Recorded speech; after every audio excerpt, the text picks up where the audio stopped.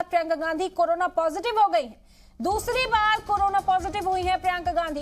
प्रियंका गांधी ने ट्वीट कर ये जानकारी दी। उन्होंने कहा कि खुद को आइसोलेट कर लिया है। ये बड़ी खबर है इस वक्त की प्रियंका गांधी दूसरी बार कोरोना पॉजिटिव हो गई हैं। उन्होंने खुद को आइसोलेट किया है। इसकी जानकारी खुद प्रियंका गांधी ने ट्वीट कर दी है।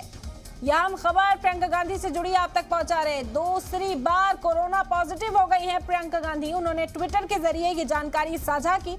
उन्होंने ट्वीट कर बताया कि उन्होंने खुद को पॉजिटिव होने के बाद आइसोलेट कर लिया है।